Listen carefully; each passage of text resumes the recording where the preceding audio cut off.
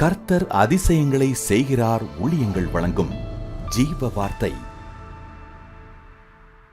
இந்த நாளிலே கர்த்தருடைய ஊழியக்காரன் இயேசுவின் நாமத்தில் உங்களை வாழ்த்துகிறேன். கர்த்தர் நல்லவர், அவர் பெரியவர், பெரிய காரியங்களை செய்வார். கலங்காதீங்க, துக்கத்தோடு இருக்காதீங்க. எல்லா துக்கத்தையும் இயேசப்பா மாற்றுவார். வேதம் தினமும் வாசிங்க, ஜெபிங்க, கர்த்தருடைய ஆலயத்துக்கு போங்க, இயேசப்பா நம்புங்க. சரியா? கர்த்தருடைய வார்த்தை உங்கள் வாழ்க்கையில் அற்புதத்தை கண்டிப்பாக கொண்டு வரும். இந்த நாளின் ஜீவ வார்த்தை மூலம் ஆண்டவர் உங்களோடு பேச போகிறார். இன்றைக்கு ஜீவ வார்த்தைக்கான வசனம் சங்கீதம் 5:8 வசனம். கர்த்தாவே, என் சத்துருக்கள் நிமித்தம் என்னை உம்முடைய நீதியிலே நடத்தி. நம்முடைய ஆண்டவர் நீதியிலே நடத்துகிறவர்.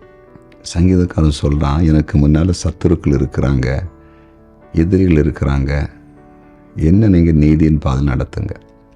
நான் அநீதி செய்யக்கூடாது, அநியாயமான பாதையில் போகக்கூடாது, தீமை செய்கிற பாதையில் நான் போகக்கூடாது, நீதியான நியாயமான நல்ல பாதையில் நடத்தணும் ஜெபிக்கிறத பார்க்குறோம். ஏன் அப்படி சங்கீதக்காரன் ஜெபிக்கிறான்? நம்முடைய ஆண்டவர் யார்? நம்மை நீதியின் பாதையில் நல்ல பாதையில் நடத்துகிறார். சரியா? அவர் நீதியின் பாதையில் நம்மை நடத்த ஆரம்பிக்கும் போது நம்முடைய வாழ்க்கையில மாற்றம் உண்டாகும்.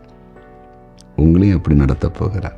நம்ம ஆண்டவர் நல்ல வழிகளில், தீமையான வழிகளில் நடத்தாமல் உத்தமமான வழியிலே நடத்துகிறார். நீதியின் பாதையில் தான் ஜீவன் உண்டு. இன்னைக்கு உலகத்தில் பாருங்கள், மனிதர்கள் அநீதியின் பாதையிலே போய் கொண்டிருக்கிறாங்க. குறுக்கு வழியில் இன்னைக்கு போய் கொண்டிருக்கிறாங்க. தவறான வழியில் பணம் சம்பாதிக்கிற பாதையில் போயிட்டு இருக்கிறாங்க. ஏமாற்று காரியங்களை செய்கிற பாதையில் போயிட்டுருக்காங்க. முடிவு பரிதாபம். உங்கள் வாழ்க்கையில் முடிவு பிரச்சனைக்குள்ளாகத்தான் முடியும். ஆனால் நம்ம இயேசப்பா அப்படி நம்மை நடத்தவே மாட்டார். நேர்மையான பாதையில் நடத்தி சமாதானத்தை கொடுத்து கொஞ்சம் கொஞ்சமாக நம்மளை உயர்த்தி தீமை இல்லாமல் நம்ம வாழ்கிறதுக்கு அவர் கிரியை செய்கிற ஆண்டவர். அதான் பைபிள் சொல்லுகிறது, கர்த்தருடைய ஆசீர்வாதமே ஐஸ்வர்யத்தை தரும். சரியா? அதனால் உங்களை சுற்றி இருக்கிற ஜனம் அப்படி இருக்காங்க இப்படி இருக்காங்கன்னு பார்த்து சோர்ந்து போகாதீங்க.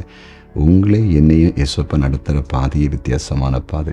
அவர் நீதியான பாதையில் நடத்துவார், நியாயமான பாதையில் நடத்துவார். ஏன்னா நம்ம ஆண்டவர் நீதி உள்ளவர், நீதி உள்ள நியாயாதிபதி. மறந்துடாதீங்க. அவர் நீதியான பாதையில் நடத்தி நம்மை ஆசீர்வதிப்பார். ஜெபிப்போமா? ஜெபிக்கணும். ஆமாம் ஆண்டவரே, உம்மை நன்றியோடு நாங்கள் ஸ்தோத்தரிக்கிறோம், துதிக்கிறோம். எங்களை நீதியின் பாதையில் நடத்துகிறவரே, உமக்கு நன்றியப்பா. இதோ உம்முடைய வார்த்தையை கேட்ட ஒவ்வொருவருக்காக ஜெபிக்கிறேன். அநீதியின் பாதையில் நீ நடத்தவே மாட்டி நியாயமான பாதையை நடத்தி அதன் மூலமாய் ஆசீர்வாதங்களை ஒவ்வொருவரும் சொந்தெடுத்து கொள்ள சாட்சியாய் மாற ஆண்டவர் கிருபை செய்யும்படியாய் ஜெபிக்கிறோம். ஆண்டவரே, நல்ல வேலை வாய்ப்புகள் உண்டாகிற பாதையை நடத்தும். தொழில் வியாபாரங்கள் மேன்மையடைகிற பாதையை நடத்தும். பிள்ளைகளுக்கு நல்ல படிப்புகள் வாய்க்கிற அந்த பாதையிலே நடத்தும். ஊழிய பாதையிலே மேன்மைகள் உண்டாகிற பாதையிலே நடத்தும்படியாய் நம்முடைய ஊழியக்காரன் நான் மன்றாடி ஜெபிக்கிறேன். ஒரு தெய்வீக பிரசனம் இப்போது எல்லாரையும் ஆளுகை செய்யட்டும். இன்றைக்கு பிறந்த நாளை காண்கிற ஒவ்வொருவரையும் மனதார ஆசீர்வதிக்கிறேன். திருமண நாளை காண்கிற குடும்பங்களை இயேசுவின் நாமத்தில் மனதார ஆசீர்வதிக்கிறேன். ஆண்டவரே, இப்போது மரண போராட்டத்தில் இருக்கிற ஒவ்வொருவருக்காக ஜெபிக்கிறேன். சகல பிரச்சனைகளும் சகல நோய்களும் அவங்களை விட்டு விலகி அவர்கள் சுகமடைந்து சாட்சியாய் இருப்பார்களாக.